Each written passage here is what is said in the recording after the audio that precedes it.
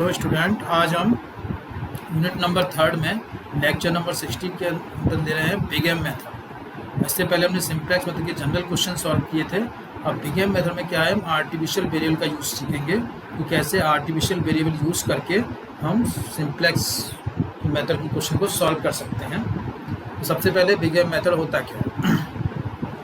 In operation research, the Big M method is a method of solving linear programming problem using the simplex algorithm. Big M method में Big M method होता है linear programming problem को solve करते हैं simplex algorithm का use करके। Big M method extends the simplex algorithm to problems. इसमें क्या करता है Big M method extend करता है simplex algorithm को problem में that contain greater than constant, जिनमें ग्रेटर देन कंस्टेंट होते हैं। अभी हमने लेस देन इक्वल टू वाले कंस्टेंट लिए थे। यदि ग्रेटर देन इक्वल टू वाले कंस्टेंट आते हैं उस कंडीशन में बिग एम मेथड का यूज़ किया जाता है। It does show by associating the constant with large negative constant. इसमें लार्ज नेगेटिव कांस्टेंट को उसमें ऐड करके सब्ट्रैक्ट करके हम इसमें यूज़ कर सकते हैं which would not be part of any optimal solution, जो उस ऑप्टिमल सॉल्यूशन का पार्ट नहीं होते हैं। इफ़ इट एग्जिस्ट, यदि उसका ऑप्टिमल सॉल्यूशन एग्जिस्ट है ऑब्जेक्टिव फंक्शन का, तो उसका ऑप्टिमल सॉल्यूशन का वो पार्ट नहीं होते हैं जो हम वेरिएबल्स में लेते हैं। The simplex algorithm is the original and still one of the most widely used method for solving linear maximisation problem. Generally linear maximisation problem को सिंप्लेक्स मेथड से इजी वे में सॉल्व किया जा सकता है और वाइडली यूज़ किया जा रहा है। However, to apply it, the origin all variables equals to 0 must be a feasible solution. यदि हम इसे अप्लाई करते हैं और ओरिजिन पे तो सभी वेरिएबल इक्वल्स टू 0 होंगे, तो उस कंडीशन में फीजिबल सॉल्यूशन होना चाहिए। This condition is satisfied only when all the constant except non negative are less than constant and with a positive constant on the right hand side. यानी इसमें यदि less than equals to वाले constant है और positive constant value है right hand side में, तब ये अप्लाई कर सकते हैं। The big M method introduce surplus and artificial variable to convert all inequalities into that form. Big M method क्या करता है, इंट्रोड्यूस करता है सरप्लस वेरिएबल और आर्टिफिशियल वेरिएबल को, ताकि जो इनइक्वलिटीज है उनको कन्वर्ट किया जा सके equation. The big M refer to the large number associated with the artificial variable represented by the letter N. यहाँ पे कैपिटल एम का मतलब होता है बिग, यानी बहुत ही बड़ी पॉजिटिव वैल्यू, एक बहुत बड़ी पॉजिटिव वैल्यू हम उसमें प्लस करते हैं और उससे आर्टिफिशियल वेरिएबल कहते हैं। एक तरह से इसकी जो वैल्यू है आर्टिफिशियल वेरिएबल की वो क्या होती है, बहुत ही पॉजिटिव होती है, यानी एम यानी बहुत मोस्ट नेगेटिव कह सकते हैं इसे हम। इस तरह से बिग एम मेथड होता है। इसमें इसके कुछ स्टेप इस तरह से यूज़ किए जाते हैं। स्टेप इसमें multiply the inequalities constant to ensure that the right hand side is positive. सबसे पहले हमें क्या करना है कि राइट हैंड साइड को पॉजिटिव बनाना है। यदि इनइक्वलिटीज में राइट हैंड साइड नेगेटिव है तो हमें मल्टीप्लाई करना है -1 से, जिससे कि वो पॉजिटिव में कन्वर्ट हो जाए right hand side. Second step में if the problem is of minimization, यदि मिनिमाइजेशन की प्रॉब्लम है transform to maximization by multiplying the objective by -1। यदि मिनिमाइजेशन की प्रॉब्लम है तो मैक्सिमाइजेशन में कन्वर्ट करने के लिए -1 से मल्टीप्लाई करके ऑब्जेक्टिव फंक्शन को हम इसमें कन्वर्ट कर देते हैं मैक्सिमाइजेशन प्रॉब्लम। थर्ड स्टेप है for any greater than constant. यदि कोई ग्रेटर देन कंस्टेंट है तो introduce surplus and artificial variable. तो उस कंडीशन में वहाँ पे एक सरप्लस वेरिएबल साथ ही एक आर्टिफिशियल वेरिएबल भी यूज़ किया जाता है। Choose a large positive value M, इसके अलावा एक बहुत ही बड़ी पॉजिटिव वैल्यू m चूज़ की जाती है। And introduce a term in the objective of the form -m multiplying the artificial variable, और उसको हम जो आर्टिफिशियल वेरिएबल लिया है उससे -m से मल्टीप्लाई करके ऑब्जेक्टिव फंक्शन में लिखा जाता है। तो -m जो भी हमने सपोज हमने क्या लिया आर्टिफिशियल वेरिएबल, हमने a1 लिया है तो -m a1 हो जाएगा, उसको हम ऑब्जेक्टिव फंक्शन में साथ में लिखेंगे। यदि एक है, दो हैं तो m1 m2 ले सकते हैं, तीन है तो m1 m2 m3 ले सकते हैं। इस तरह से ये क्या है कि प्राइस वैल्यू है, मोस्ट पॉजिटिव वैल्यू है, इसलिए m की वैल्यू मोस्ट पॉजिटिव है। यदि माइनस से मल्टीप्लाई तो मोस्ट नेगेटिव हो जाएगी। यदि किसी मोस्ट पॉजिटिव वैल्यू को हम मोस्ट नेगेटिव करते हैं तो वो क्या है, नेग्लिजिबल होती है, उसको हम ना के बराबर मान सकते हैं। तो उसको यदि ऑब्जेक्टिव फंक्शन में हम यूज़ करेंगे प्लस करेंगे तो उस कंडीशन में उसको नेग्लिजिबल होगी, उसको लेना ना लेना बराबर होता है इसको। फॉर लेस देन और इक्वल कांस्टेंट, लेस देन और इक्वल कंस्टेंट यदि आता है तो उसमें स्लैक वेरिएबल ऐड करना है, जैसे कि हम सिंपल क्वेश्चन में करते हैं। All change the all constant are equalities, जिससे से इक्वेशन में कन्वर्ट हो जाता है। और 6 स्टेप होता है solve the problem using the usual simplex method. अब यूजुअल सिंप्लेक्स मेथड से इसको सॉल्व करते हैं। जैसे एग्जांपल फॉर्म में x + y less than equal to 100, तो इसमें हम एक स्लैक वेरिएबल s1 ऐड कर देंगे, जिससे इक्वेशन में कन्वर्ट हो जाएगा। अब मान लो कंस्टेंट में है हम x + y greater than equal to 100, तो इस कंडीशन में हम सबसे पहले सरप्लस वेरिएबल माइनस करेंगे, यानी x + y माइनस s1 यहाँ पे क्या है, सरप्लस वेरिएबल है, क्योंकि माइनस हो रहा है इस कंडीशन में, क्योंकि यहाँ पे ग्रेटर देन इक्वल टू का साइन है, तो माइनस करने के बाद इक्वेशन में कन्वर्ट हो सकता है। साथ ही साथ इसमें एक आर्टिफिशियल वेरिएबल a1 भी ऐड कर देंगे, जिसमें a1 का जो प्राइस वैल्यू है वो लगभग बहुत मोस्ट नेगेटिव है, जो कि नेग्लिजिबल है। The artificial variable must be shown to be 0। इस आर्टिफिशियल वेरिएबल को जनरली 0 से शो करते हैं। The function to be maximized in rewritten to include the sum of the artificial variable. इसके बाद जो फंक्शन होता है जो मैक्सिमाइज्ड फॉर्म में, उसको फिर से लिखा जाता है, इसमें आर्टिफिशियल वेरिएबल को शो किया जाता है। The row reduction are applied to gain a final solution. इसके बाद वही रो रिडक्शन का वाला फॉर्मूला यूज करके उसको सॉल्व करते हैं। The value of capital M must be chosen sufficiently large. जो कैपिटल एम उसको सफिशिएंटली लार्ज लिया जाता है, so that the artificial variable would not be part of any feasible solution, ताकि जो आर्टिफिशियल वेरिएबल है वो फीजिबल सॉल्यूशन का पार्ट ना बन सके। For a sufficiently large am the optimal solution contain any artificial variable in the basis. तो यदि सफिशिएंट लार्ज एम की वैल्यू होती है तो उस कंडीशन में जो ऑप्टिमल सॉल्यूशन होता है वो आर्टिफिशियल वेरिएबल यदि उसमें कंटेन रखता है, तो इस कंडीशन में उस प्रॉब्लम का नो फीजिबल सॉल्यूशन होता है। यदि मान लो लास्ट में बेसिक वेरिएबल में -m आ रहा है, m आ रहा है इस कंडीशन में, तो उस कंडीशन में we can say that it has no feasible solution.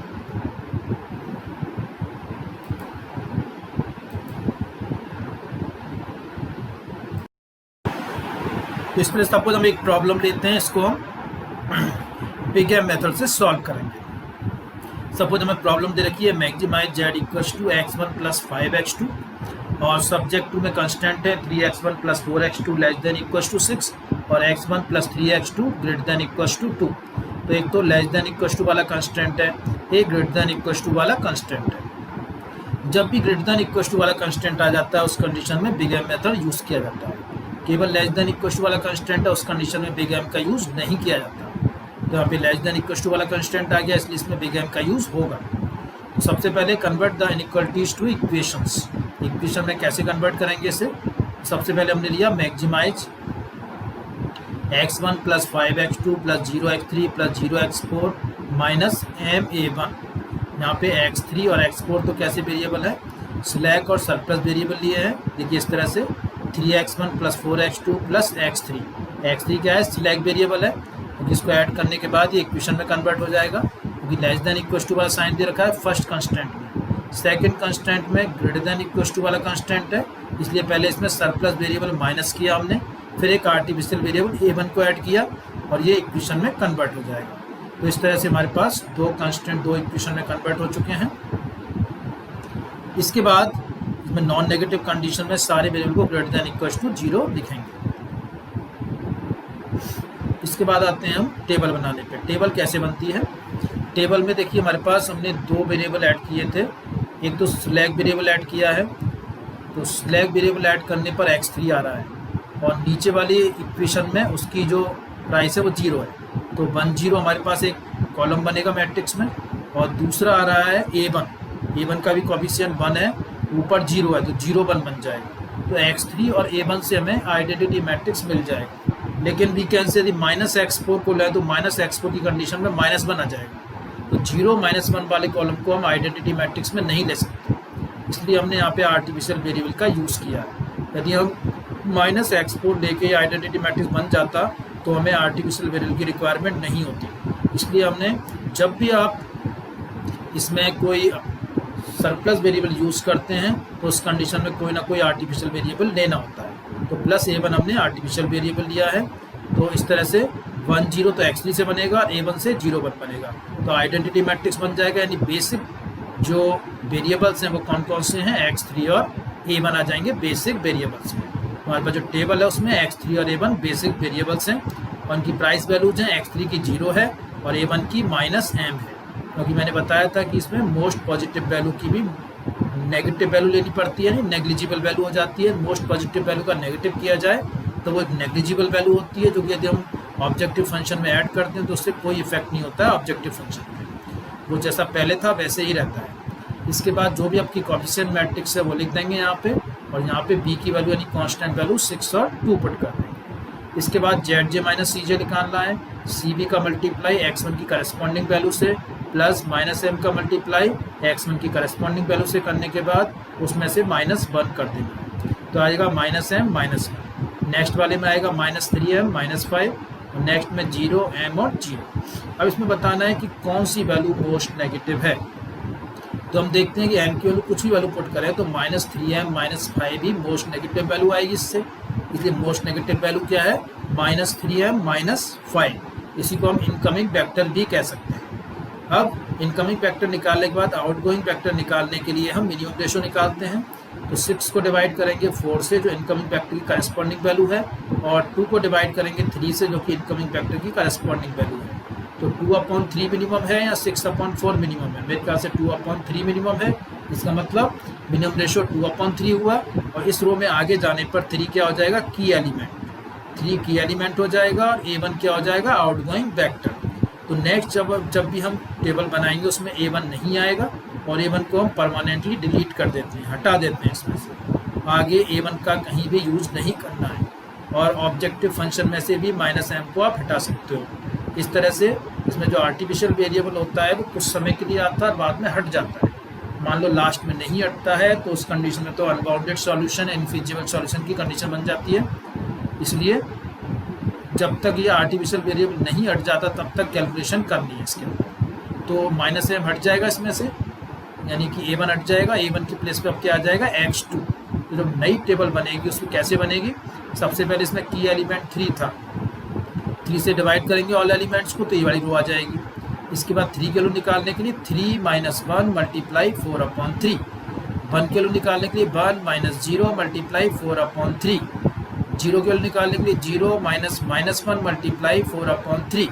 इस तरह इसकी वैल्यू निकाल लेंगे, इस तरह इसकी वैल्यू सारी वैल्यू निकाल लेंगे इसमें, और सेकंड टेबल फॉर्म कर लेंगे। सेकंड टेबल इस तरह से बन जाएगी। अब इसमें बेसिक वेरिएबल क्या है, x3 और x2। पहले क्या थे हमारे पास, x3 और a1 था, a1 को हटा के x2 आ गया है इनकमिंग वेक्टर में, और इनकी cb यानी प्राइस वैल्यूज हैं, x3 की तो 0 है और क्योंकि ये सिलेक्ट वेरिएबल था, और x2 की वैल्यू 5 है जो कि ऑलरेडी ऑब्जेक्टिव फंक्शन में गिवन है। इसके बाद ये हमने पूरा कोएफिशिएंट मैट्रिक्स भी बना लिया है, और p की वैल्यू भी हमने उससे निकाल ली है। इसके बाद फिर से मिनिमम रेशो चेक करते हैं, तो zj माइनस cj निकालते हैं, ये आ रहा है 2/3, 0 0 और -5/3। अब भी -5/3 नेगेटिव वैल्यू आ रही है। ये सभी वैल्यू नॉन नेगेटिव आ जाती हैं उस कंडीशन में सॉल्यूशन होता है ऑप्टिमम होता है, लेकिन बिकॉज यहाँ पे -5/3 आ गया इसलिए और आगे टेबल बनेगी, और ये वाला जो वेक्टर होगा वो क्या होगा, इनकमिंग वेक्टर। अब x4 क्या हो गया, इनकमिंग वेक्टर। अब इसी के अबाउट हम निकालेंगे मिनिमम रेशो। तो बिकॉज इस वाले वेक्टर में दो वैल्यू नेगेटिव हैं, -1/3 और -5/3, तो मिनिमम रेशो में ये दोनों ही यूज़ नहीं किए जाएंगे, केवल पॉजिटिव वाला ही यूज़ होगा। तो 10/3 को 4/3 से डिवाइड करने पे 10/4 यानी 5/2 आएगा मिनिमम रेशो।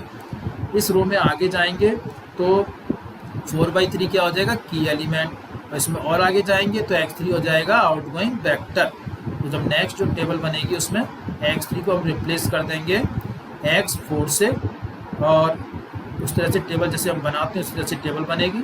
तो टेबल नंबर 3 बन जाएगा, इसमें x4 और x2 बेसिक वेरिएबल्स होंगे और उनकी प्राइस वैल्यू 0.5 होगी, और इस तरह से टेबल बनेगी। अब फिर से देखते हैं zj माइनस cj कर देखते हैं, तो 11/4 0, 5/4 0, यानी all zj minus cj greater than equal to 0 यानी नॉन नेगेटिव है। इट मीन्स जो आपका सॉल्यूशन है वो ऑप्टिमम हो चुका है। तो ऑप्टिमम सॉल्यूशन में वैल्यूज आएंगी, x1 की वैल्यू को x4 की वैल्यू 5/2 आ रही है और x2 की वैल्यू 3/2 आ रही है। आप कहोगे x1 की वैल्यू तो आ ही नहीं रही, यदि x1 की वैल्यू कोई वैल्यू नहीं आई तो x1 की वैल्यू क्या लेंगे हम, 0।